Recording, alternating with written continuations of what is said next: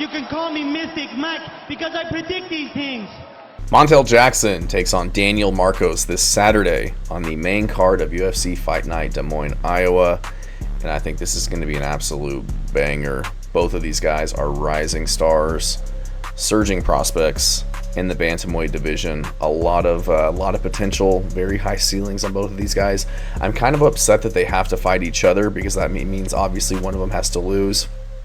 I wish the UFC would kind of build them up separately because I do think both of these guys could challenge for a title at some point in the future. You know, Daniel Marcos, 17-0, undefeated fighter, looked really good as of late, taking on Montel Jackson, 14-2. His only two losses were to very high-level competition. His first fight against Ricky Simone, he took on short notice back in 2018, and then dropped a decision to Brett Johns, who, you know, Brett Johns is a very good fighter, 20-5, tons of experience as well. So no shame in those losses whatsoever. Montel Jackson coming off of a crazy knockout over Damon Blackshear, who I'm super high on. I think Damon Blackshear is a very good fighter, and he knocked him out with a straight left hand in 18 seconds, which was just, you know, extremely impressive. But Montel Jackson, I mean, the dude is, you know, crazy impressive. Very talented fighter, 5'10" with a 75.5-inch reach. So he's very rangy for the division. Like, I thought Damon Blackshear was rangy, and he's got even more of a reach advantage over Damon Blackshear and a better striker and arguably a better grappler. He is a former Olympic hopeful in wrestling, was a very high-level wrestler in high school. I think he started wrestling in high school too, not one of these guys who started when they were like 5 or 6 years old, picked it up in his teenage years and was really good.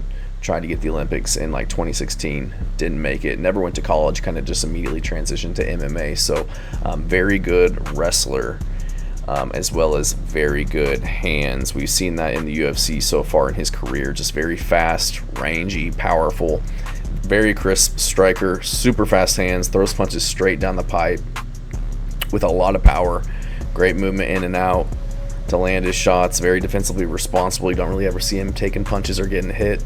He kind of dictates the fight and when the engagements take place, slides in and out, cracks guys with his left hand, has power with his right hand as well, you know, knocking down Jesse Strader with it. He's a finisher too. If he gets you on the ground, you know, knocks you on the ground, he's following up with nasty ground and pound and getting guys out of there. So, which is good to see. You see a lot of these guys, they'll knock people on the ground and kind of fumble finishes, but Montel Jackson doesn't fumble finishes, which is good to see. Taking on, though, Daniel Marcos, who I am very, very high on. I think Daniel Marcos is really good. I wish he didn't have to fight Montel Jackson because I do think he loses this one.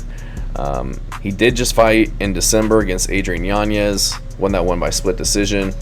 Like I said, undefeated contender, 17-0, very technical on the feet, very strong jab. He fights behind, really good leg kicks. He's always peppering leg kicks, powerful kicks to guys, throwing kicks up the middle to the stomach. Has a very measured approach, kind of an upright posture.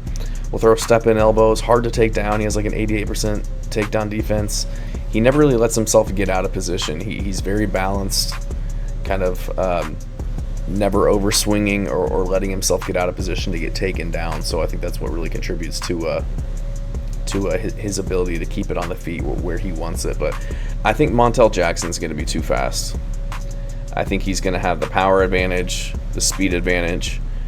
I think he's going to have, obviously, the wrestling advantage if he wants to get it to the ground. I think he can. I think he'll threaten with takedowns, take him if he can get him. If not, use him to open up his strikes.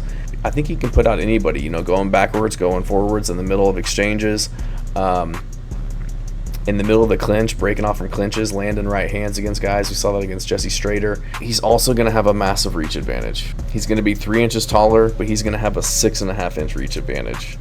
And even if he didn't have the reach advantage, I'd still probably pick him just because I think he's, you know, a stud on the feet and, you know, a great wrestler as well with crazy ground and pound. But you add on top of that the 6.5-inch reach advantage he's going to have, and it's hard not to pick him in this one because Daniel Marcos is not going to be able to.